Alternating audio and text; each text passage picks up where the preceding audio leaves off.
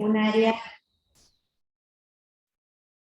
perdón, les decía, va a compartir con nosotros esta conferencia sobre neuroimágenes y los aportes de la resonancia magnética funcional al estudio de las neurociencias. En particular, nosotros lo vamos a utilizar aplicado al lenguaje. Por supuesto que los que nos acompañan también van a encontrar su utilidad, por lo tanto la psicología como la psicopedagogía son carreras que están muy interesadas en estos conocimientos. Bueno, María Belén Nalino es médica recibida en la Universidad Nacional de Rosario. Ella es especialista en imágenes, en radiología. Obtuvo su especialidad no solamente acá en nuestro país, en Rosario, sino también en Francia, en la Universidad de Lille, en donde estuvo becada durante 2 años y medio. Así que, bueno, y en Rosario ella se dedica a esta práctica desde hace varios años y ha aportado con trabajos científicos en congresos de la especialidad como de neurología, de neurocirugía. Así que nos va a compartir ahora su aporte sobre la resonancia magnética funcional y morfológica. Bueno, los dejo con María Belén. Bienvenida, María Belén. Hola, buen día. Bueno, buenos días a todos. Muchas gracias por la introducción, por la invitación, por darme este pequeño espacio para contarles un poco de lo que hacemos diariamente y también lo que hacemos un poco en investigación. Así que, bueno, cuando quieran comienzo con la charla. Sí, dale. Bueno, entonces como dijimos, yo soy neuroradióloga, trabajo acá en Rosario, me formé, hice la residencia acá y después me formé en Francia. Y bueno, la idea era mostrarles a ustedes un poco, como el título lo dice, algo de las neuroimágenes y cómo funcionan un poco los circuitos neuronales y cómo los podemos ver nosotros a través de las imágenes. Por eso el título. Entonces vamos a empezar con la diapo donde siempre nos planteamos cuáles son los objetivos de la clase, qué es lo que yo les quiero transmitir. Como primer objetivo es reconocer los principios y secuencias básicas de resonancia. En segunda instancia, distinguir cuáles son las estructuras anatómicas por resonancia magnética. Seguramente ustedes conocen la anatomía vista en los libros, pero mi idea es transmitirle cómo nosotros vemos esa anatomía a través de las imágenes. También describir cuáles son las secuencias funcionales de resonancia magnética. A veces uno piensa que resonancia funcional es solo una parte, y en realidad es un amplio espectro de secuencias que nosotros utilizamos, no solo para ver la morfología, sino para tratar de evaluar el funcionamiento cerebral. Y por último, tratar de integrar estos conceptos morfológicos y funcionales para establecer cómo podemos evaluar los circuitos neuronales. Bien. Entonces vamos a empezar hablando de la resonancia magnética. Es una técnica de imágenes médicas que utiliza un campo magnético y genera ondas que se reciben en una computadora y se crean imágenes del cuerpo detalladas, bueno, especialmente en nuestra área, en el cerebro. Se coloca al paciente a través de un tubo. Ese tubo en realidad es un gran imán, y se le coloca una bobina específica a nivel del cráneo, donde la señal se recibe y después se codifica a través de una computadora y nosotros vemos las imágenes. La mayoría de los resonadores son grandes imanes con forma de tubo, como lo ven en esta imagen, que va desde la menor potencia, que es 0,3, que son los resonadores abiertos, a los de máxima potencia, que en el uso clínico son los de 3 Tesla, y ya en investigación, obviamente se empieza a hablar de los 7 Tesla. Como les decía, el resonador, el campo magnético, excita y realinea temporalmente los protones las moléculas de agua de nuestro cuerpo, especialmente los protones, y esas ondas de radio, de relajación, de excitación, se ven plasmadas en las imágenes, y según cómo se relajan y se excitan, nosotros obtenemos diferentes secuencias que nos sirven para diferentes cosas, que es lo que yo ahora les voy a mostrar. Hay que tener en cuenta que, como es un gran imán, tiene sus contraindicaciones.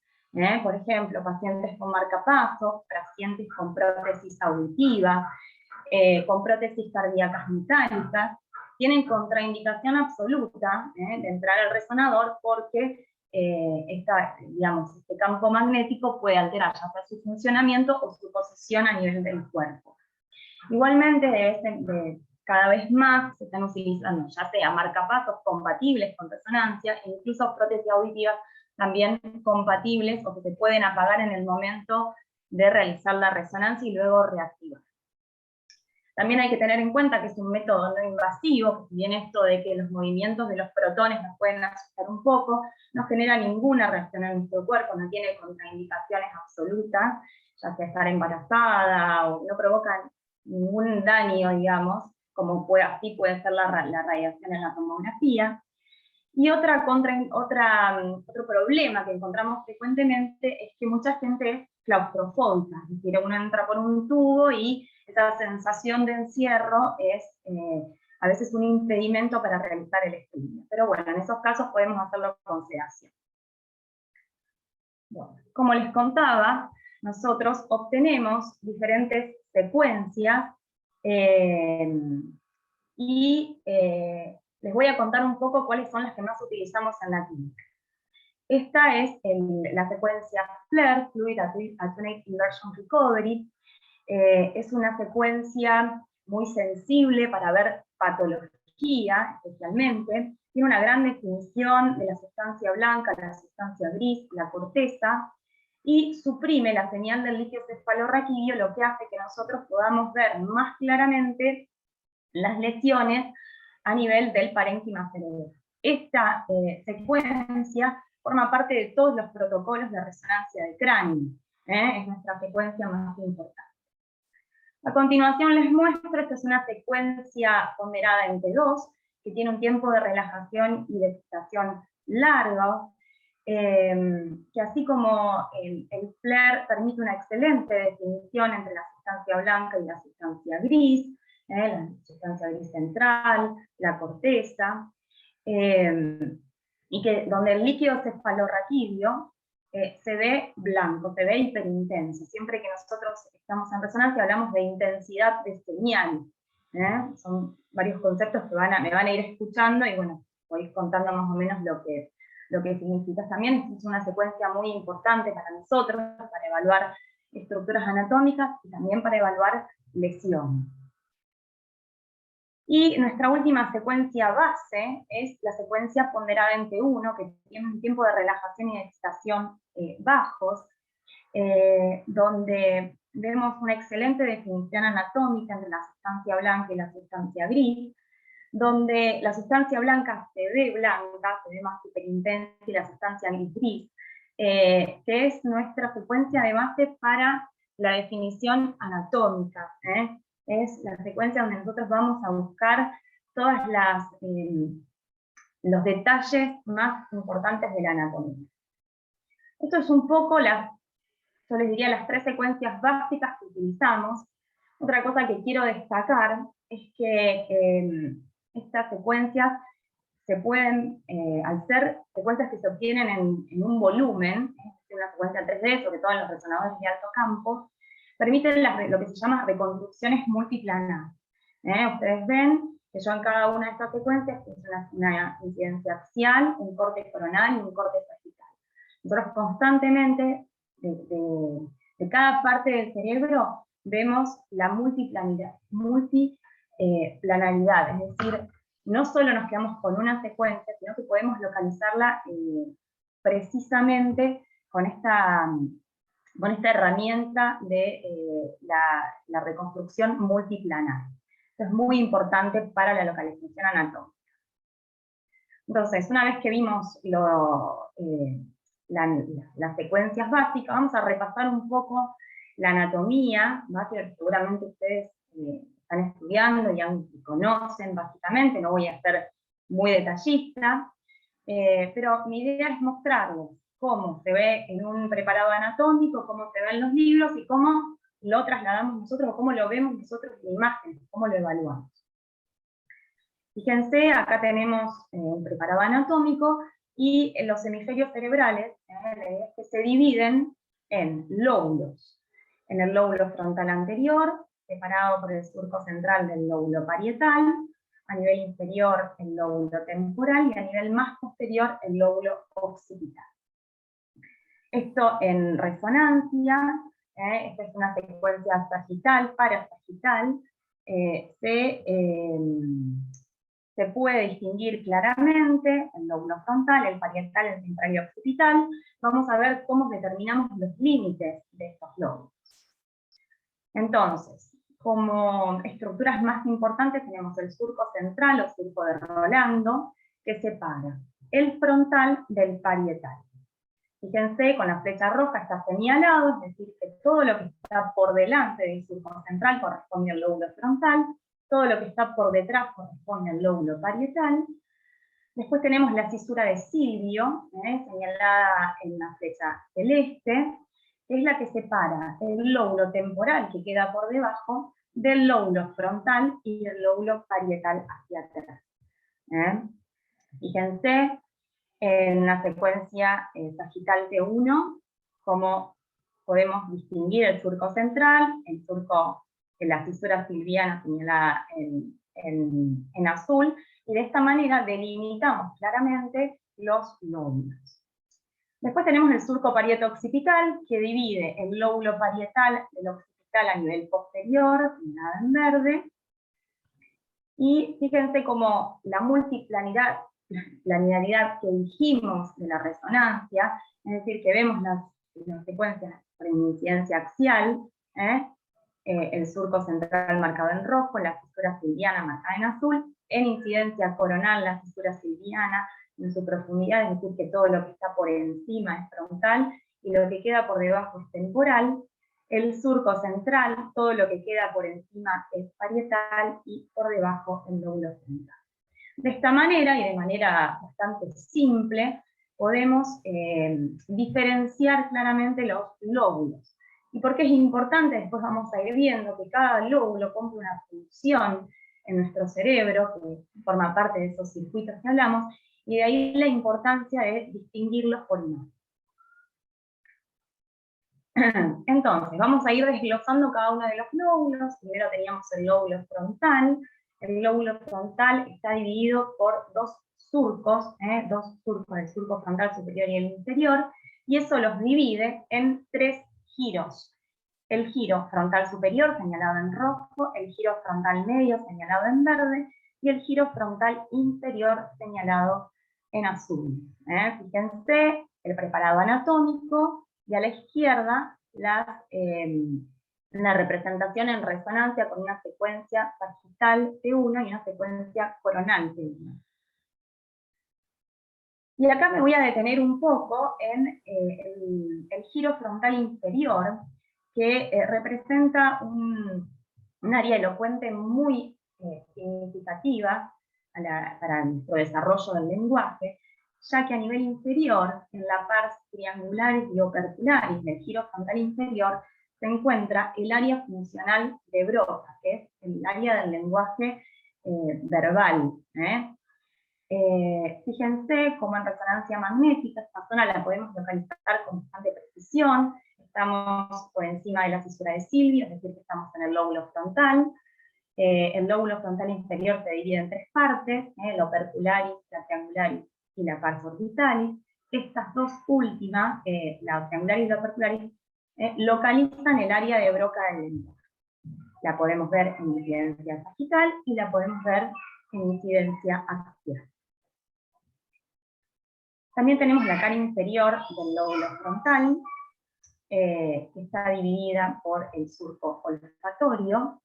En la parte más medial se encuentra el giro recto, que forma parte de lo que es el circuito olfatorio y de las emociones más primitivas. Y el giro orbitario, que se divide en giro orbitario medio y lateral, y a su vez anterior, lateral y posterior. Acá lo ven representados con flechas rojas y amarillas y con un círculo.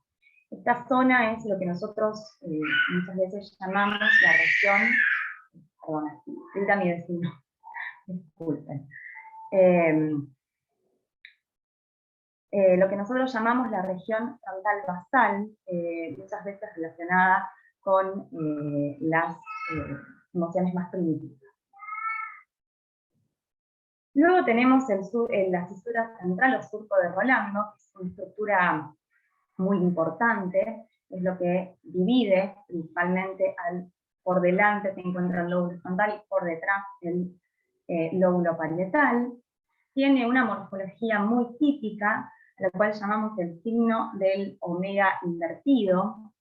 Esto se refleja en resonancia magnética, muy característicamente esta imagen de omega invertido, lo que nos permite reconocerlo rápidamente. Estas son secuencias ponderadas en T2.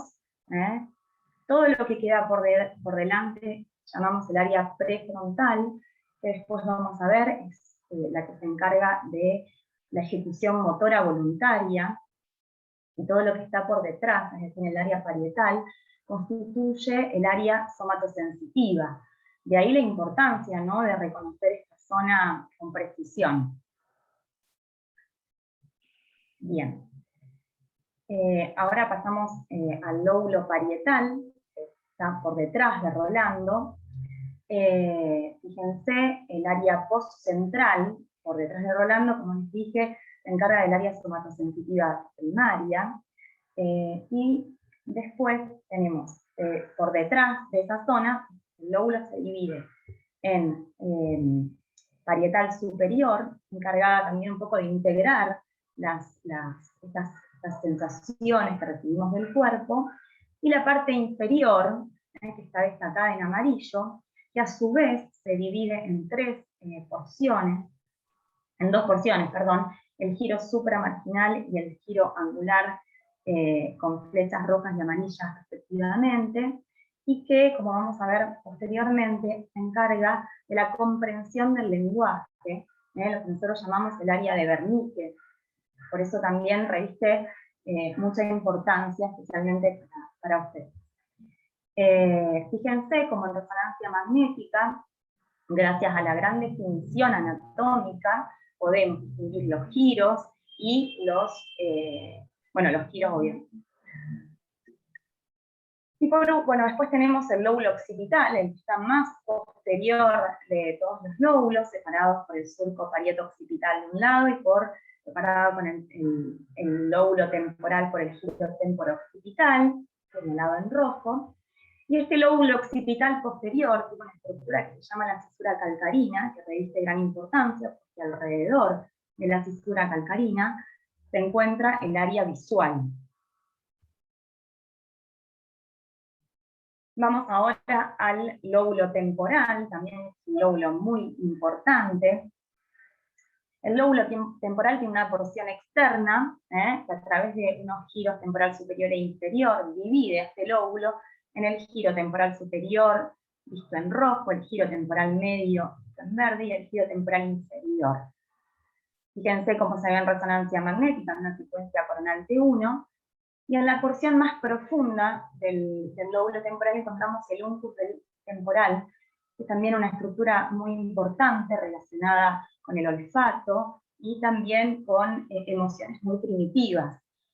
Fíjense cómo por resonancia podemos distinguirles un acúmulo de sustancia gris, diferenciándolo de la sustancia blanca. Y en la porción más interna también del lóbulo temporal, este preparado anatómico y la correlación que tiene con la resonancia magnética, encontramos una estructura llamada hipocampo, que está a continuación, se ve el giro parahipocámpico y el surco polateral. Estas estructuras, que están agrandadas en un dibujo anatómico abajo, constituyen parte del sistema límbico, parte de las emociones y de la memoria. Y ahí nosotros la importancia, ¿no?, que tenemos en estudiar estas áreas cuando hay trastornos cognitivos o de memoria, y de hecho tenemos un protocolo específico para evaluar el hipocampo, si está disminuido de tamaño, de espesor o si hay atrofia. Después tenemos el lóbulo de la ínsula, que bueno, es un lóbulo un poco olvidado, está situado en la profundidad. Hacemos de cuenta que si abrimos la cisterna de Silvio, en la profundidad aparece el lóbulo de la ínsula. Es un lóbulo que se encarga también de las emociones y forma parte de un poco del sistema límbico. Fíjense cómo por resonancia magnética también lo podemos evaluar claramente y hacemos esta correlación continua entre el preparado anatómico, el dibujo y las imágenes de resonancia. Luego tenemos en la cara interna del cerebro una estructura que nos marca, que es una estructura medial llamada cuerpo calloso, que está destacada con un asterisco. Es un haz de sustancia blanca central, o llamada también comisura central, es la que sirve como vía de comunicación en ambos hemisferios cerebrales, para que estos puedan trabajar en forma conjunta y complementaria. Fíjense, tiene una porción anterior llamada rodilla, el cuerpo y finalmente el espleno. Por encima del cuerpo calloso encontramos señalados con un círculo en negro el giro cingulado, también muy importante en las conexiones del sistema límbico de la función. En la cara medial del encéfalo podemos seguir distinguiendo estas marcas que tenemos en el cerebro para distinguir los lóbulos. Entonces, en rojo volvemos a encontrar el surco central, por lo que todo lo que está por delante y señalado en uno es el lóbulo frontal, lo que está por detrás es el lóbulo parietal, el surco parieto-occipital, señalado en verde, y por detrás el lóbulo occipital.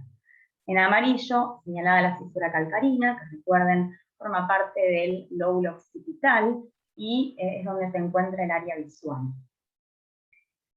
Por debajo tenemos la correlación en resonancia, siempre en secuencias P1, donde podemos distinguir el lóbulo frontal, el surco central, el lóbulo parietal, el surco parieto-occipital y la fisura calcárea.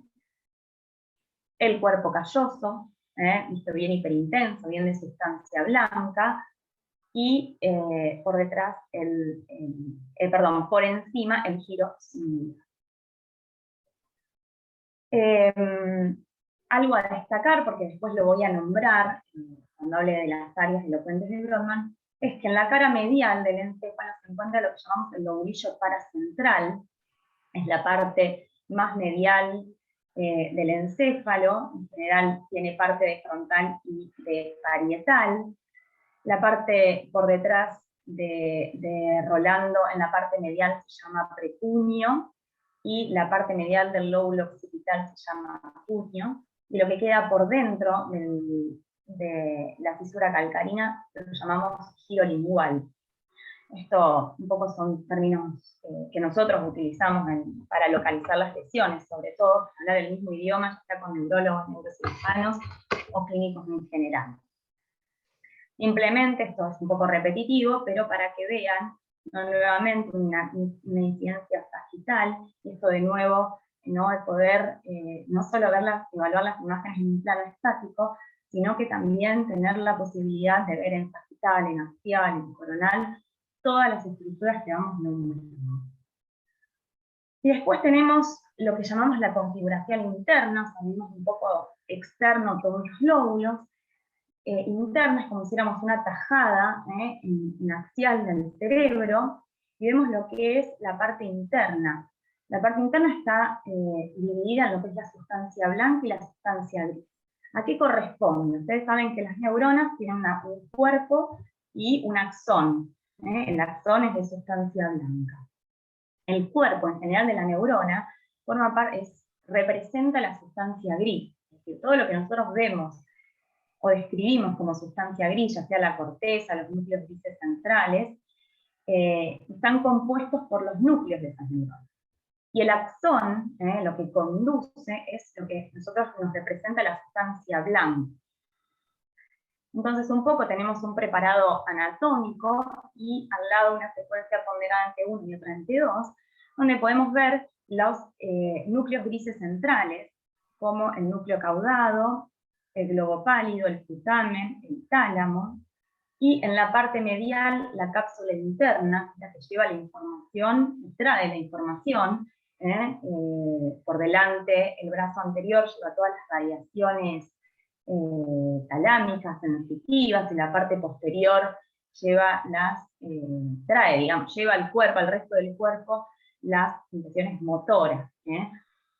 Entonces, toda esta distinción entre sustancia blanca y sustancia gris nos permite a nosotros localizar anatómicamente todas las regiones y, sobre todo, tratar de entender por qué las lesiones que vemos en el cráneo provocan síntomas, ¿no? Y por último, de lo que es anatomía general, no quería dejar de nombrar lo que es la fosa posterior, lo que queda por debajo, que está constituido primero por el tronco cerebral, que a su vez se divide de arriba hacia abajo en mesencéfalo, protuberancia y bulbo raquídeo, que es lo que comunica el cerebro, ¿no?, todo lo supratentorial, con la médula espinal. Y el cerebelo, que es otra estructura mediana, que está compuesta por dos hemisferios cerebrales y una estructura mediana llamada dermis cerebeloso, que bueno, también después ustedes seguramente sabrán, está relacionada a procesos de información motores y sensitivos, y que entonces permite que los movimientos que nosotros hacemos, ya sea movimientos de la palabra o movimientos físicos, sean coordinados. También tiene un gran labor en lo que es el equilibrio, y también últimamente se habla mucho que interviene en los procesos cognitivos. Esto es importante porque localizar lesiones en el cerebelo hace que nos comprendamos mucho las patologías. No quería dejar de señalarles que, además de todas estas secuencias anatómicas morfológicas que nosotros usamos, sí tenemos que evaluar alguna área específica, como es la vía auditiva. Tenemos que utilizar secuencias específicas y focalizadas en esa área. En este caso les muestro de manera general, es importante que ustedes sepan cada una de las secuencias, pero ¿cuál es nuestro protocolo para estudiar la vía auditiva? Usamos secuencias coronales focalizadas en fosa posterior, en el tronco, donde están los núcleos vestibulares y cocleares, y realizamos contraste endovenoso para ver si existen reacciones patológicas. Y nuestra secuencia base y más importante, esta secuencia que ustedes ven a la izquierda, que es una secuencia ponderada en T2, que ahora se las voy a mostrar más detalladamente en una imagen cine, que lo que nos permite es seguir al nervio, al octavo par, ustedes sabrán, luego se divide en el nervio coclear, que va a la cóclea, y el nervio vestibular. Fíjense, estas son secuencias milimétricas, submilimétricas, de 0,6, y nos permite justamente ver, ya sea desde el origen aparente del nervio a nivel de la protuberancia, hasta todo su trayecto intracisternal y hasta la llegada de los órganos sensitivos del oído. Y con esta misma secuencia, que es una secuencia ponderada en T2, llamada CIS, DRIVE o FIESTA, según el equipo, podemos realizar estas reconstrucciones del oído interno, que como ustedes ven, son reconstrucciones volumétricas en 3D, que nos permiten ver la cóclea, el vestíbulo y los conductos semicirculares. Esto es de gran importancia para la evaluación, ¿no?, de la vía auditiva. De hecho, todos los otorrinos laringólogos en general, cuando piden una resonancia, hacemos una evaluación general del parénquima, después nos focalizamos en ver esta vía auditiva. Bueno, no quería dejar de mostrarles un poco, ya que justo la carrera de fonoaudiología sirve, estos órganos son tan importantes, ¿no? Fíjense cómo nosotros los podemos evaluar de manera morfológica y no invasiva. Otra vía que quería mostrar, que estudiamos de manera diferente, o hacemos ciertas frecuencias focalizadas, el sistema visual. En el sistema visual lo que queremos evaluar básicamente es el globo ocular, fíjense con su cámara anterior, su cámara posterior, el cristalino, la retina, la parte posterior, el nervio óptico, la papila, la emergencia del nervio óptico, todo en su trayecto intraorbitario, y posteriormente, en esa insuficiencia coronal, el quiasma óptico. Bien, y de esta manera les muestro un poco toda esta anatomía, y por qué es tan importante saber la anatomía, reconocerla. Pues porque cada zona, cada corteza, como les fui contando, tiene una citoarquitectura diferente que fue descrita por Brodmann hace muchísimo tiempo, en 1878, y realizó un mapeo histológico del córtex. Y cada área tiene una distribución neuronal característica y una función característica. Entonces, fíjense en este mapa colorinche, ¿no? del cerebro, donde, fíjense, está en inglés, pero bueno, igual se entiende, cada color representa una función del cerebro. Fíjense el área amarilla, que es un área frontal, pero bien anterior, está relacionada con lo ejecutivo.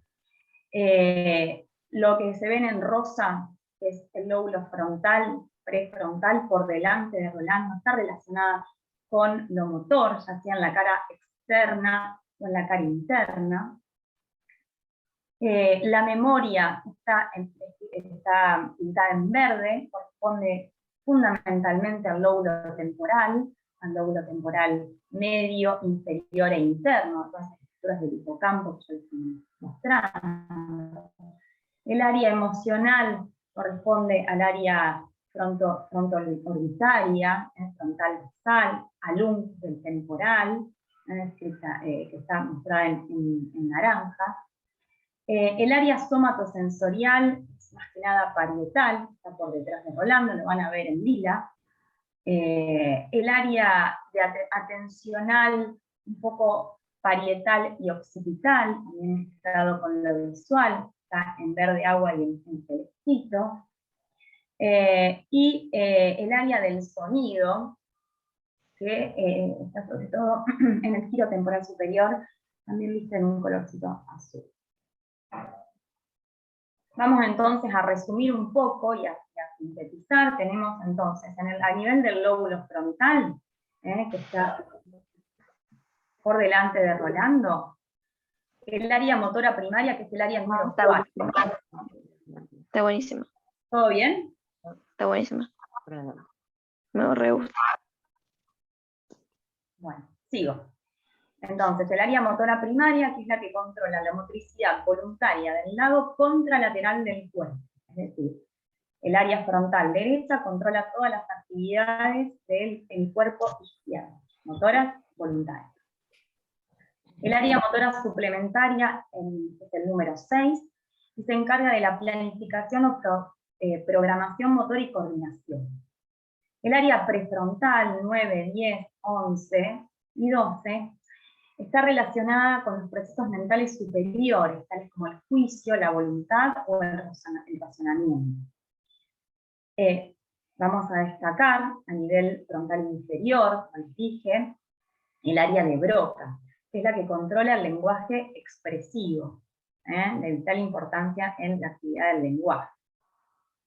El área somatosensitiva, a nivel de, ya pasamos al lóbulo parietal, es decir, por detrás de Rolando, el área somatosensitiva primaria, que es la que recibe la que recibe las sensaciones de la porción contralateral del cuerpo, es el área 3, 1 y 2. El área sensitiva secundaria, el 5 y el 7, es un poco la que integra estos conceptos de sensaciones.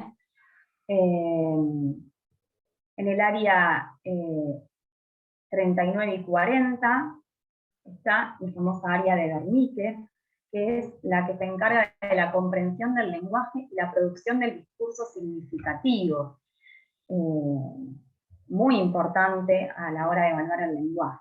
Por eso es importante que nosotros la localicemos a nivel anatómico y morfológico. El área gustativa en el 43, también a nivel temporal inferior, encargada de la percepción del gusto.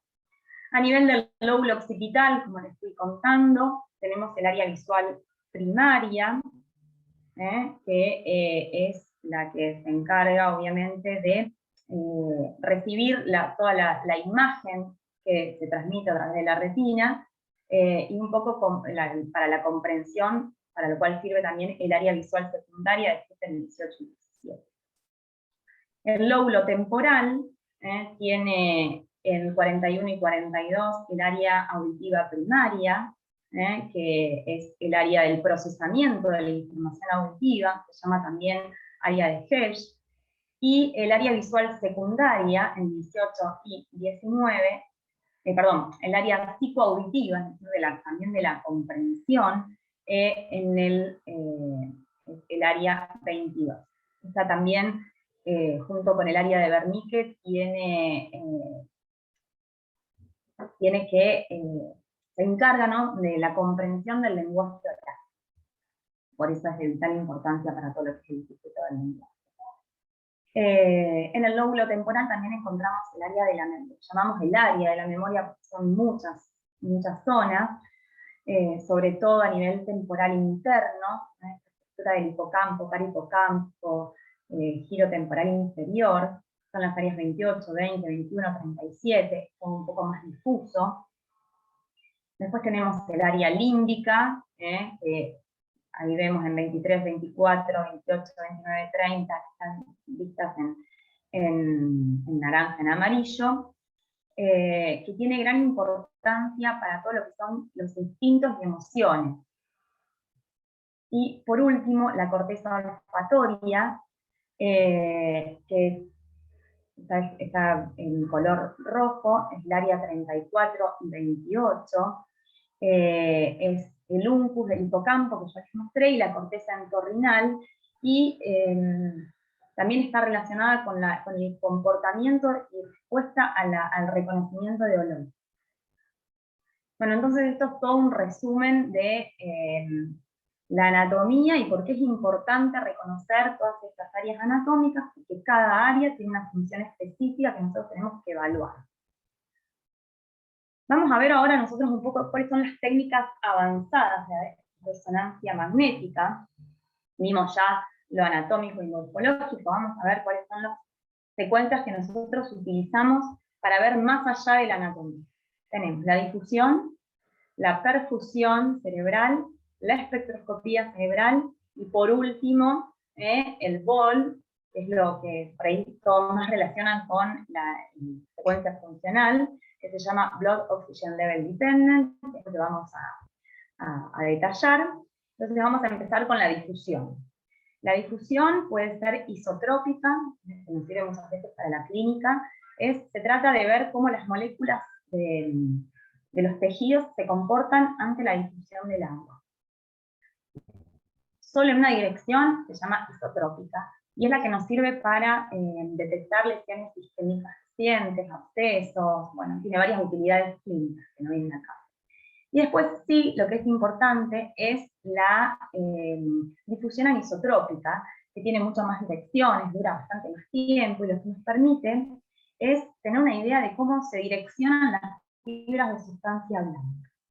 Esa señal de resonancia, nosotros la vamos a hacer un postproceso, la vamos a codificar en lo que se llaman los mapas de extracción de anisotropía, y con esos mapas vamos a obtener lo que llamamos la tractografía, o la determinación de los haces de sustancia blanca en el espacio. Todas las fibras que están codificadas en rojo son las que tienen una dirección transversal, es decir, de derecha a izquierda. Las fibras codificadas en verde son las que tienen una dirección antero-posterior. Las fibras codificadas en azul son las que tienen una dirección vertical, cefalocaudal. Vamos a ver algunos ejemplos de cómo reconstruimos estas haces de sustancia blanca.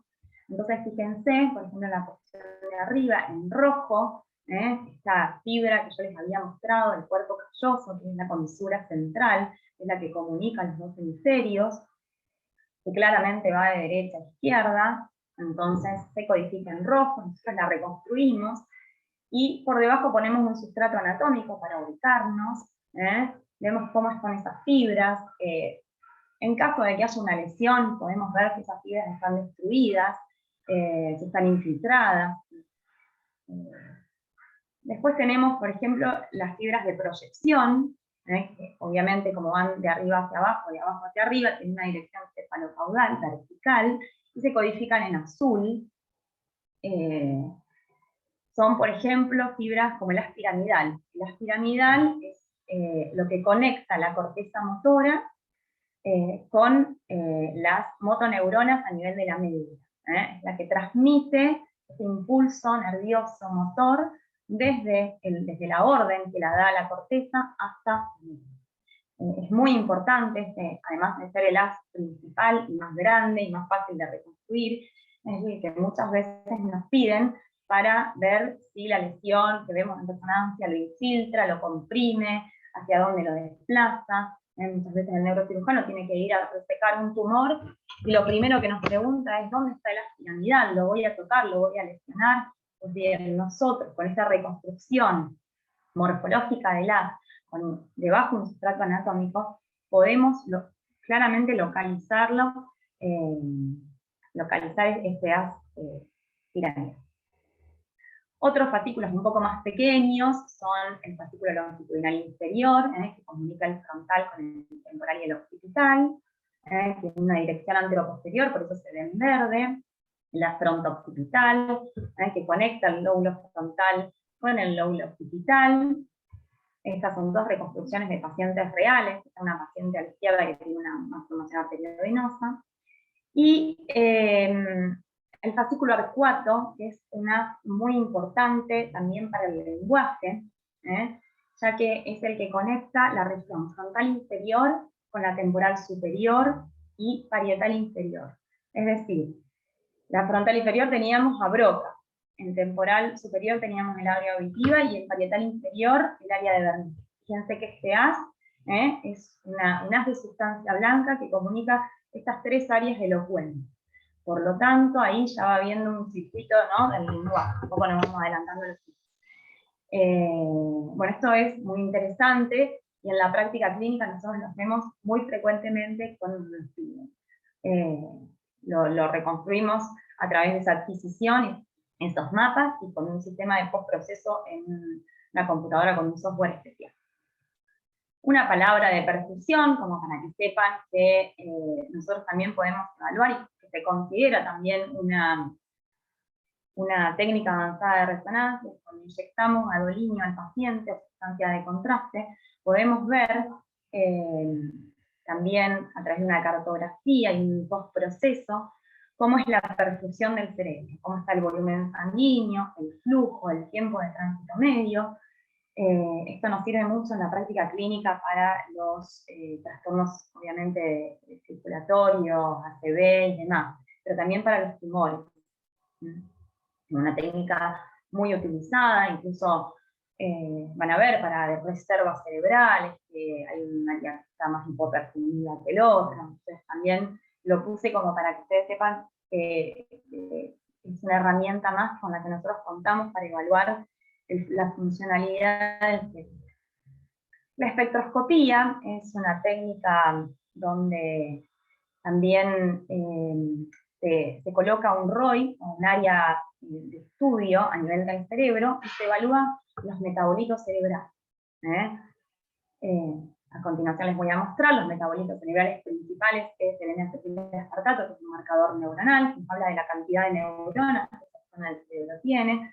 Muchas veces tenemos áreas que son morfológicamente normales, pero que encontramos un NA disminuido, es decir, una concentración neuronal disminuida. Entonces eso nos habla que esa zona no está funcionando bien, todas las neuronas no están funcionando bien. Es decir, que vamos más allá de la morfología.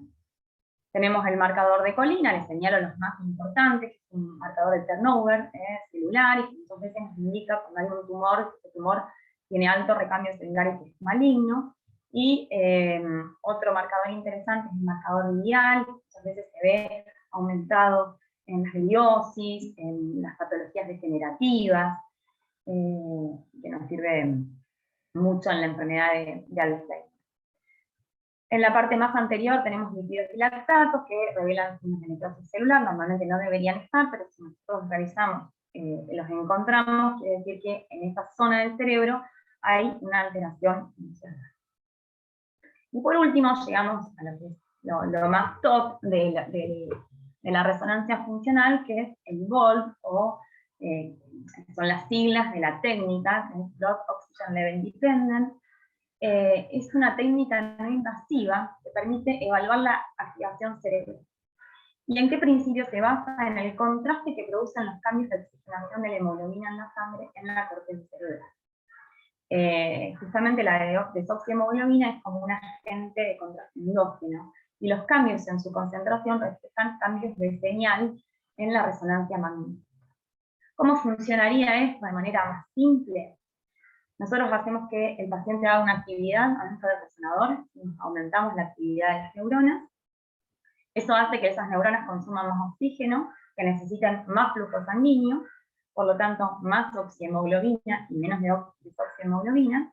Eso hace que en las secuencias de susceptibilidad magnética se transmita una señal de pulso específica que después se recibe en la computadora, y que hace que a ese nivel nosotros podamos pintar esa zona porque hay mayor actividad.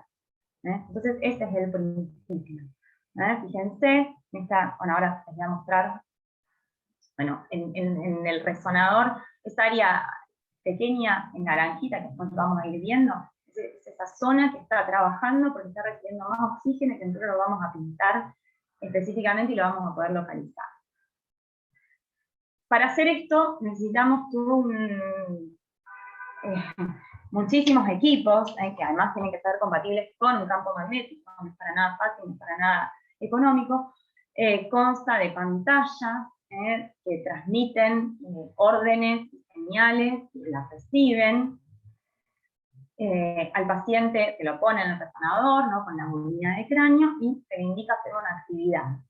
Estas actividades reciben el nombre de paradigmas. Hay paradigmas visuales, paradigmas motores, paradigmas del lenguaje, que son los que más utilizamos en la práctica clínica, y después existen algunos paradigmas, diría yo, experimentales, que vamos a detallar al inicio. Entonces vamos a ver un poco, la idea es esto de las áreas que yo decía que se ponen en rojo. Entonces, al hacer una actividad dentro del resonador, nosotros vamos a tener reflejado en las imágenes una activación. Si es de la vía auditiva, va a ser a nivel temporal superior.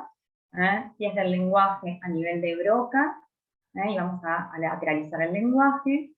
Si es una activación motora, vamos a ver activada el área motora prefrontal. Y si hay una actividad visual, vamos a ver activado la corteza occipital. Bien, vamos a ver cómo realizamos esto. Entonces esto es lo que nosotros les explicamos a los pacientes. Les muestro pura y exclusivamente lo que les mostramos a ellos. Con paradigma visual, les pongamos una pantalla, así como sea dentro del resonador, el paciente está acostado y ve esa pantalla. Y le decimos que mire ese símbolo, ese signo de adición en todo momento, que sea lo único que vea en la pantalla, que se concentre en eso, y que continúe mirando en todo momento, mientras nosotros adquirimos las imágenes, ¿no? Entonces después hacemos un postproceso y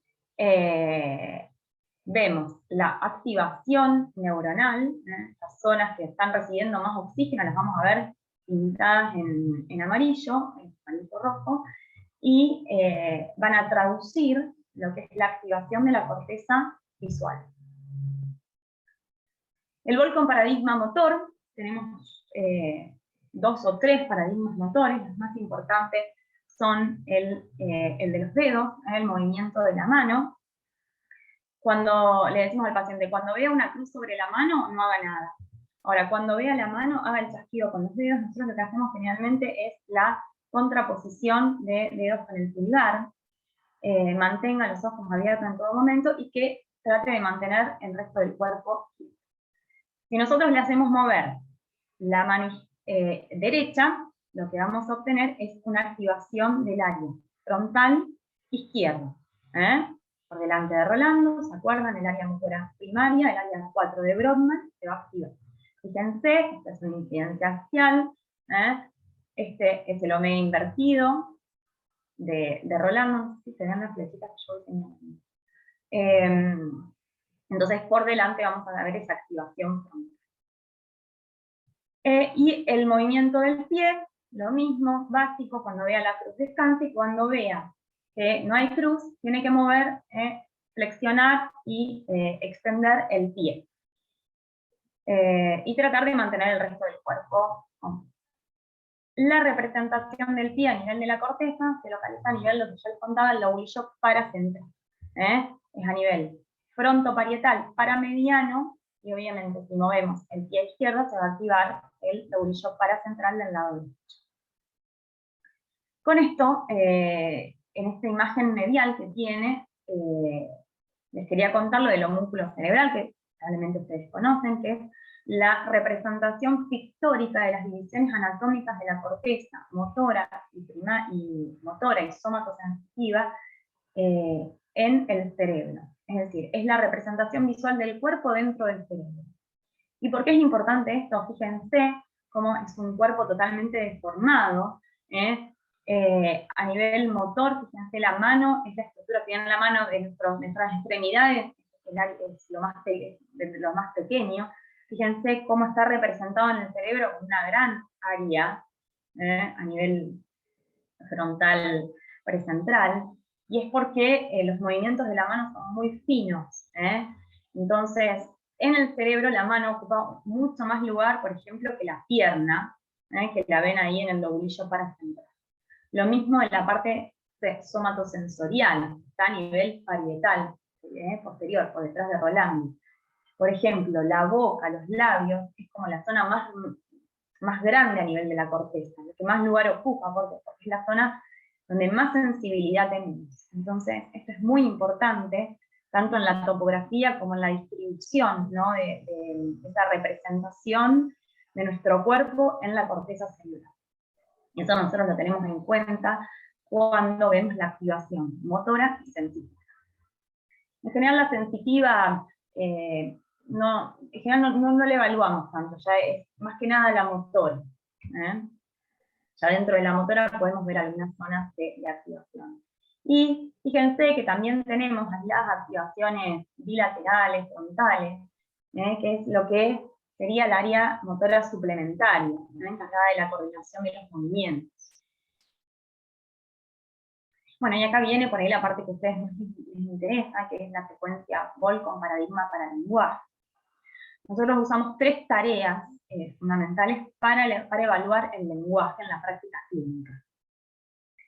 Vamos de lo más sencillo a lo más complicado. Empezamos con la tarea de generación de palabras. Cuando vea la cruz amarilla, el paciente tiene que descansar, pero mantener los ojos abiertos. Y primero le vamos a mostrar una letra en la pantalla, y el paciente tiene que pensar la mayor cantidad de palabras posibles que comiencen con esa letra. Solo debe pensar en la palabra, no las debe decir en voz alta, no debe mover la boca ni los labios, porque si no nos contamina la activación del lenguaje con la motor. Ese es el paradigma del lenguaje más simple. Siempre empezamos con eso. Eso en general nos da una activación bastante bilateral, y a medida que vamos complejizando, como por ejemplo pasamos a tarea de generación de verbos, que la idea es que cuando vea un sustantivo, palabra, que indica un objeto, piense en un verbo, una palabra que indica una acción. Por ejemplo, el paciente va a ver la palabra ropa, hay que pensar en verbos relacionados con esa palabra. Lavar, enjuagar, tender, etcétera. Carta, jugar, caballo, cabalgar, y así sucesivamente. Eso siempre se hace en bloques de función, reposo. 30 segundos de función, o sea, de activación. Después le vamos a poner unos asteriscos, el paciente en ese momento tiene que descansar, y luego volvemos a la actividad. Esto nos permite generar en el equipo un contraste entre activación y desactivación. Activación, desactivación. Y en el momento que se va haciendo, nosotros vemos cómo va aumentando la actividad, disminuyendo. Y ahí vemos si el paciente lo está haciendo bien o lo está haciendo mal al ejercicio. Y por último, lo más complejo es la tarea de completar oración. La idea de completar oración, generar lo más complejo, es lo que trata de hacernos activar el área de comprensión, el área de Wernicke. Entonces, por ejemplo, le decimos, cuando vea una serie de letras sin sentido, tiene que descansar, pero mantener los ojos abiertos. Entonces le mostramos toda una cantidad de letras que no tiene ningún sentido. En ese momento el paciente va a descansar. Después va a haber una oración y tiene que pensar una palabra que se adapte al espacio en blanco. Entonces, por ejemplo, le mostramos una frase que dice, el paciente lo va leyendo, ¿no? En la pantalla esa que tiene adentro del resonador. Y a los gatos recién nacidos se les llama. Entonces, el paciente tiene que pensar, pero sin mover la boca, sin mover los labios, solo pensar. Y siempre le recomendamos que trate de permanecer quieto para no activar otras zonas que nos contaminen la activación. Bueno, y acá vemos un ejemplo de activación con paradigma de lenguaje. Y acá viene un concepto que seguramente ustedes conocen, que es lo de la dominancia hemisférica del lenguaje, que se refiere a la especialización hemisférica cerebral para el procesamiento del material lingüístico, y consiste en la capacidad por algunos de que los dos hemisferios, haya un hemisferio que domine primordialmente el lenguaje, ¿no es cierto?, en su forma oral o escrita. En el 95% de los pacientes diestros, la lateralización del lenguaje es a izquierda, ¿no? Ahora, en el 70% de los pacientes zurdos, que tienen dominancia motora derecha, también tienen dominancia del lenguaje a izquierda. O sea, que en términos generales, la mayoría de los pacientes que evaluamos lateralizan el lenguaje izquierdo. ¿Qué quiere decir? Que nosotros en la resonancia funcional vamos a ver activada a nivel frontal inferior, como lo vemos aquí, el área de Broca. Y a nivel posterior, en parietal inferior y un poco temporal superior, el área de Wernicke o el área de comprensión del lenguaje. Entonces van a ver que hay una clara activación a izquierda del lenguaje, del área del lenguaje.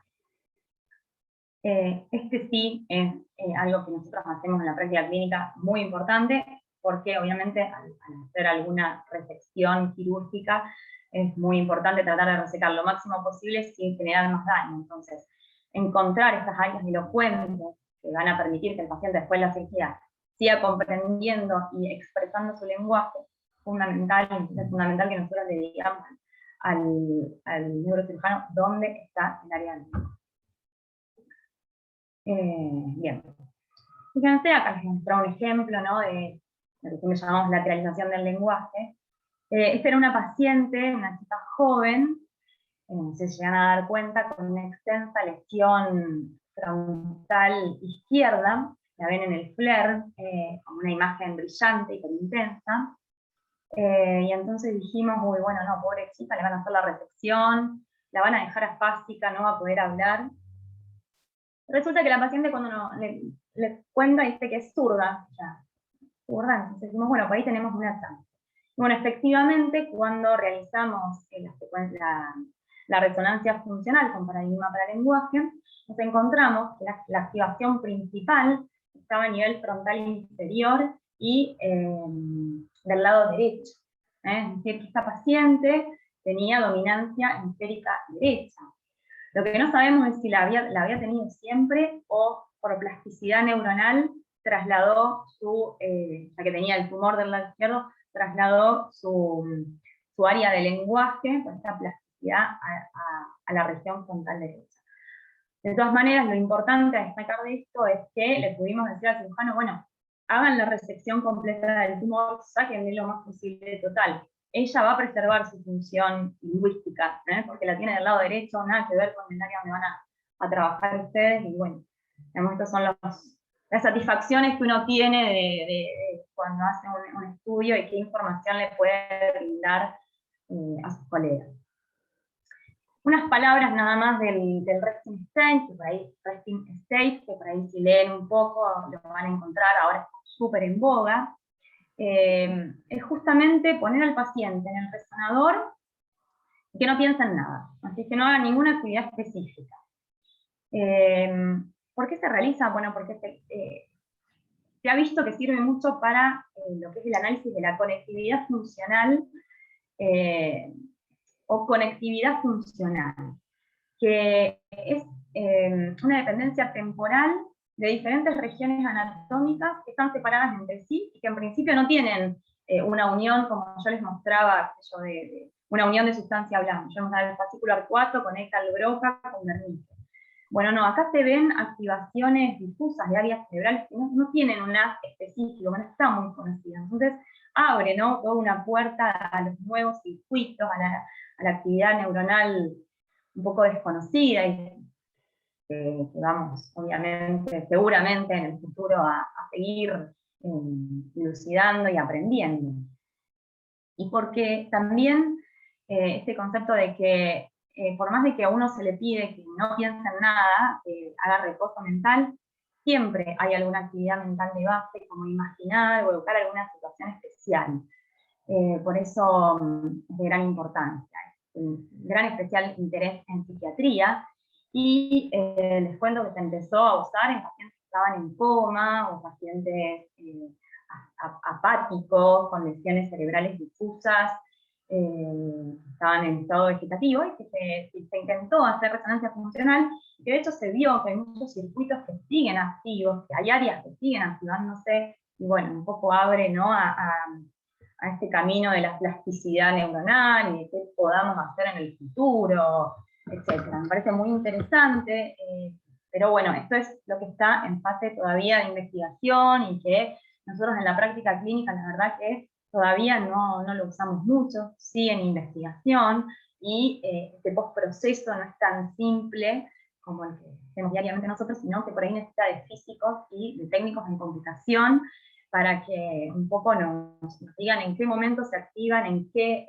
lugar, al mismo tiempo. Este es un poco el concepto, ¿no? En un momento específico ver cuántas zonas del cerebro se activan simultáneamente, y ahí empezar a entender un poco circuitos alternativos, anómalos. Bien, me quería contar eso para que si leen algo. Y bueno, ya que estamos en esta área específica del lenguaje y de la audición, quería contarles que el tema de los paradigmas auditivos son bastante difíciles de llevar en la práctica resonancia, primero porque el resonador, como les conté, hace un fuerte ruido de fondo, es como tuk, tuk, tuk, tuk, no sé si alguno se hizo una resonancia, es terrible el ruido que genera. Entonces, hacer un protocolo con los auriculares de reconocimiento de palabras, sonidos agudos, graves, muchas veces resulta bastante dificultoso. Entonces estos ruidos intrínsecos generados por el magneto se pueden disminuir. Tenemos algunas técnicas específicas con tapones auditivos, con frecuencias específicas, silent, steady state, las vamos probando. Después tenemos un protocolo que es de comprensión de frases, que es difícil porque todavía no tenemos, en muchos lugares obviamente tienen, donde el paciente a través de un control remoto puede, o sea, le escucha una frase y tiene 3 opciones y puede elegir la opción de comprensión, digamos, multiple choice, A, B o C, el paciente toca y bueno, ahí vamos viendo si comprende bien o no comprende bien. Nosotros todavía eso no lo tenemos, bastante caro, etcétera, pero bueno, se ve que eso se hace. Obviamente, cuando uno estimula la vía auditiva, lo que trata lo que vamos a ver es la activación en el giro temporal superior, en el área auditiva primaria y psicoauditiva, y también en el área de Wernicke, ¿no? Parietal inferior, en el giro angular y callosomático. Bien. Unas palabras nada más, porque siempre Mariel me dice que esto es muy importante para ustedes. Estos trastornos ¿no? del déficit del procesamiento de información es algo que muchos centros de investigación están estudiando, ¿no? ¿Cómo podemos evaluar a estos chicos, bueno, al final son niños, ¿no? Que tienen algún déficit en el procesamiento de la información? Escuchan perfecto, pero no terminan de comprender, y eso obviamente les trae dificultades auditivas, de comprensión y de desarrollo del lenguaje, y obviamente del aprendizaje. Les quería mostrar, nosotros todavía no lo hacemos, estamos tratando de poner a punto los protocolos de audición, pero encontré este trabajo muy interesante, un equipo de alemanes de Hannover, donde lo primero que hacen es, primero obviamente agarrar pacientes normales y hacer una prueba. Esto es otra cosa de la medicina, ¿no? Siempre tenemos que comparar lo normal con lo patológico. Si no tenemos la base de cómo funciona lo normal o cómo se ve lo normal, no podemos ver lo patológico. Y bueno, y entonces ellos hicieron esta prueba de pacientes adultos normales, pacientes niños normales y pacientes niños con estas dificultades en el procesamiento auditivo. Y bueno, sí encontraron que los pacientes con este déficit de procesamiento tenían menor activación en el área temporal superior o de Helsch y parietal inferior. Muy interesante, probablemente se siga desarrollando y que lo podamos hacer, ¿no? en la práctica clínica. Bueno, y finalmente quería nada más fusionar todos estos conceptos que fuimos charlando en lo que significa un circuito neuronal. Bueno, justamente es esto, ¿no?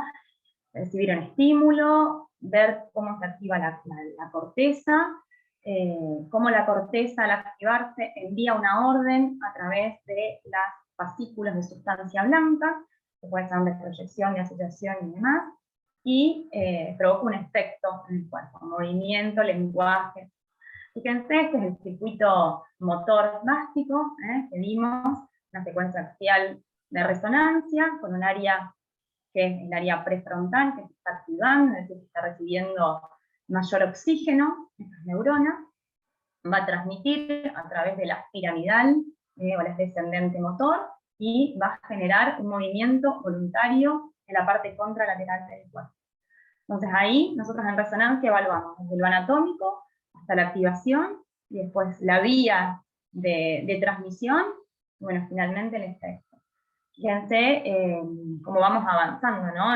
De la imagen pura, de la anatomía pura, a un poco este concepto de funcionalidad. Otra vía motora súper importante, ¿no? Es la vía, el circuito de la visión. Entonces, fíjense, a izquierda con la tractografía, vamos a ver el nervio óptico, lo vamos a definir como una sustancia blanca que transporta toda la señal proveniente de la retina, se entrecruza a nivel del quiasma óptico, después tiene las radiaciones ópticas, con sus pequeños centros de relevo en los ganglios geniculados, y que después se distribuye a través de las radiaciones ópticas. Todo esto lo podemos definir claramente con la tractografía. Y toda esa información va a llegar ¿a dónde? Pues a la corteza occipital, a nivel de la axila calcarina, al área visual primaria y secundaria para la interpretación. Entonces, con la resonancia magnética funcional, BOL, y con paradigma visual, vamos a ver la activación de esas partes. Entonces acá un nuevo circuito neuronal visual con la percepción, ¿no?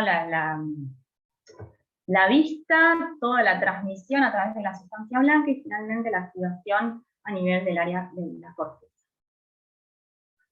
Y el circuito, me imagino que es para ustedes el más importante, que es el circuito del lenguaje también, lo vamos a poder interpretar a través de resonancia funcional y contractografía, el modelo básico, ¿no?, de Geschwint del lenguaje, que hace que, por ejemplo, actives el área visual auditiva, ¿no?, con el escuche, que de ahí la información llega al área de Wernicke, ahí temporal posterior, que ayuda a la comprensión de las palabras, el fascículo arcuato, ¿no?, en sustancia blanca, que es el que mostramos anteriormente, que es el que conecta con el área de Broca, es como un puente que lleva la información hacia el área de Broca, la cual gestiona la articulación de la palabra, y que, por último, para verbalizar, acá ya es algo más complejo, no lo que usan las imágenes, llegará a la corteza motora, ¿no?, para decirle a los músculos de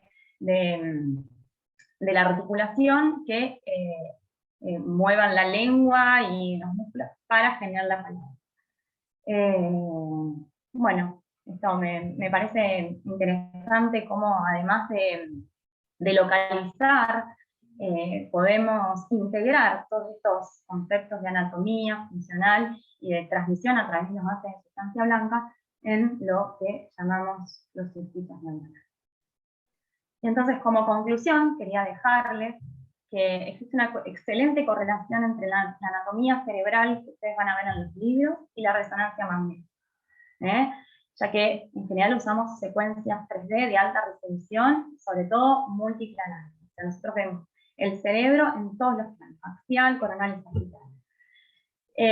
Que las áreas elocuentes del cerebro, las áreas de Brodmann, definidas hace muchos años, se pueden activar mediante paradigmas específicos, reproduciendo, ¿no?, esta cartografía de Brodmann. Y que la resonancia integral, morfológica y funcional permite distinguir los principales circuitos neuronales para su evaluación, en caso de alguna alteración, y preservación en caso de que haya una lesión cercana a estas áreas y que haya que preservarlas. Y bueno, pues simplemente todo. Muchas gracias por su atención. Ahora quedo a la espera de cualquier inquietud, pregunta. Muy interesante. Bueno, María Belén, excelente la conferencia, la verdad, muy interesante. No sé si vos tendrás unos minutitos, si hay alguien que quiera hacer alguna consulta, pregunta. Sí, Yo sé que se lo pueden hacer por el chat, pero bueno, porque es un lío para activar los micrófonos. Bueno, dale, ahí miro, yo voy mirando el chat, pero igual estoy a disposición para cualquier consulta, y si no, al principio de la presentación creo que dejé mi mail, así que si cualquiera quiere hacer alguna consulta particular o alguna inquietud y demás, con libertad me pueden escribir a mí. Igual estoy acá.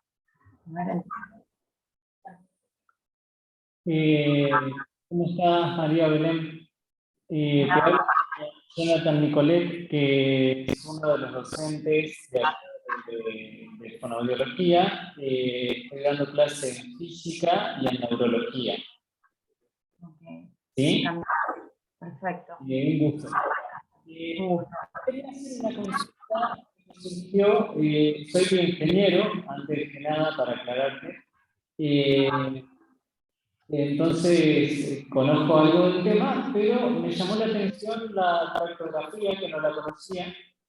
Y en ese sentido te quería hacer una consulta sobre los tiempos que se manejan para obtener finalmente esos recorridos, ¿sí? Si bien los potenciales de acción se van transfiriendo rápidamente, no sé qué tiempos manejan ustedes, o si hacen varias repeticiones y después se promedia para encontrar finalmente esos caminos, o cómo se trabaja. Me llamó la atención ese tema. Bien. Un poquito. Bien. Bueno, vos debés conocer mucho más la física. Es bastante complejo, pero digamos, la adquisición en sí es bastante simple, el paciente no tiene que hacer nada, está en el resonador. Son secuencias que duran aproximadamente 6 y 7 minutos. Obviamente tiene que tratar de estar lo más quieto posible, como en toda la resonancia. y lo que hace justamente es evaluar el movimiento del agua a través de la fibra de sustancia blanca. Entonces, lo que nosotros llamamos la difusión anisotrópica, según los ejes X, Y y Z de la resonancia, ¿no?, los ejes principales, lo que nos hace es que las fibras que están bien organizadas hacen que el agua, digamos, transcurra por ese sentido. Entonces, eso es un poco el principio físico de la adquisición, es simplemente una difusión que en general para hacer tractografía necesitamos que tenga 32 direcciones. Con estas 32 direcciones nosotros obtenemos 3 direcciones fundamentales de los gases de sustancia blanca, como les mostré: antero-posterior, céfalo-caudal y transversal de derecha a izquierda. Con esas 3 direcciones principales se codifican en los mapas que les mostré de colores, y además podemos también medir la fracción de anisotropía. Muchas veces nos sirven las enfermedades degenerativas, o cuando hay tumores para ver si infiltran. Y una vez que tenemos esos mapas, nosotros en una consola de trabajo de postproceso ponemos un ROI donde sabemos que empieza el haz, ponemos un ROI distal donde sabemos que termina más o menos el haz, y solo la máquina nos reconstruye ese 3D de las de sustancia blanca. O sea que en realidad es 5 minutos de 6 minutos de adquisición, y después un tiempo de postproceso en la consola que es del médico. Después nosotros trabajamos mucho con unos chicos que hacen computación y física, que tienen... Perdón por interrumpirte, de procesamiento de señales. Yo justamente trabajo en procesamiento de señales, y me imagino que debes trabajar con gente que justamente hace... Ahí se cortó. Sí, es bastante complejo. Nosotros eso igual lo hacemos en lo que nosotros llamamos es un software cerrado que nos vende el proveedor del equipo. O sea, Philips, que en general los equipos que nosotros usamos, nos da un software específico para procesar. Y después tenemos, con estos chicos que estamos trabajando, son software abiertos. El más conocido, bueno, por ahí te cuento a vos que conoces un poco más, es FSL, depende de la Universidad de Oxford, y es un software abierto, pero que por ejemplo yo sola no lo puedo manejar. Sí o sí tiene que ser un técnico en computación que haga un proceso un poco más fino, ¿no? Y más dirigido. Eso lo hacemos a veces cuando podemos. Estamos tratando de integrar a uno de estos chicos de manera permanente para que por lo menos estén en los protocolos de investigación. Muy bien, muchísimas gracias. Te paso con Mariel entonces. Bueno, muchas gracias a vos. Una pregunta que también no la comprendí bien o no la explicaste. ¿Cómo influye el ruido de fondo del resonador como estímulo auditivo presente a pesar de que estén haciendo otros paradigmas? Es decir, ¿se filtra esa información o no? Sí, hay un ruido de fondo que es imposible sacar. Nosotros lo que usamos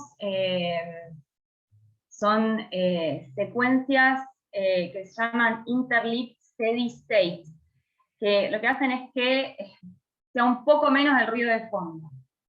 No tiene la misma sensibilidad que las que usamos siempre, pero bueno, funcionan, lo que está descrito en la literatura. Se pueden utilizar, pero no eliminan el ruido de fondo de contaminación. Después lo que usamos son los tapones auditivos, pero que también hacen que tengamos que aumentar el volumen de los ¿cómo se llaman? Claro.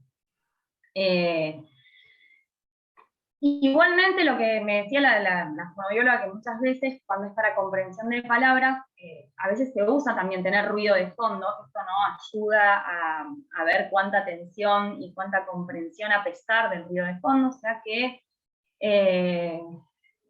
se usa así, no hay muchas más maneras de eliminar por completo el ruido de fondo de la resonancia.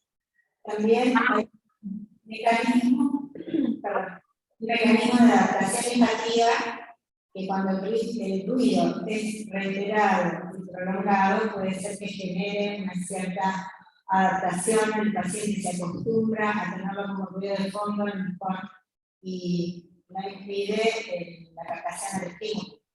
Claro. Sí, sí. Sí. Bueno, acá nos están llegando agradecimientos Preguntas, no. y Si querés. felicitaciones. A ver, Jonathan. Los que están conectados a través de Zoom, ¿alguno quiere hacer alguna pregunta? ¿Quiere intentar prender su micrófono y hacer alguna pregunta? Si es que la tiene. ¿O alguna de las chicas acá presentes tiene alguna pregunta? Nada, nada. ¿Segura, segura?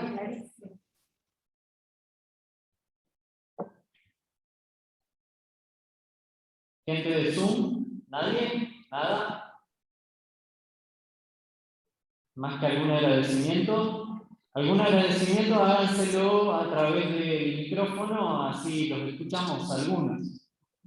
Y María Belén los escucha a ustedes.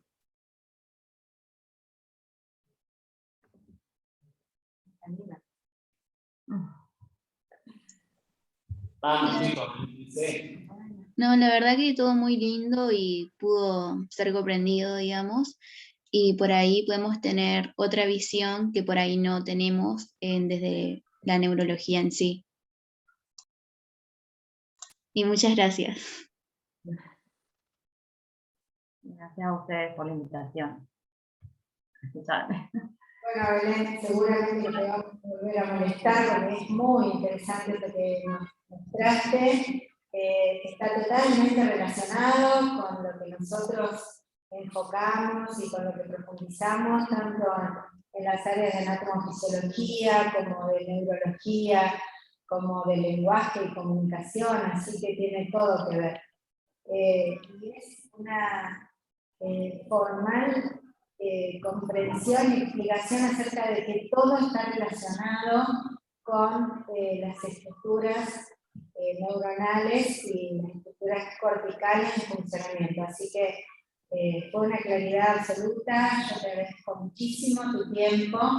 Sé que estás muy ocupada y que esto la verdad que fue para nosotros una actividad muy, muy positiva. Así que desde ya, desde UCA, muchísimas gracias y bueno, estaremos en contacto. Bueno, muchas gracias. Nuevamente agradezco la invitación, el espacio. Y bueno, esto también quería, no quería no dejar de decir que esta generación de paradigmas, ya sea del lenguaje como auditivos, necesitan de la multidisciplinas, ¿no? Generar un paradigma para nosotros que somos unos neurológicos es muy difícil, y justamente estamos trabajando con una fonoaudióloga y un otorrino para tratar de poner en pie o hacer más de rutina esta funcional de auditivo, sobre todo, que es el que más nos cuesta.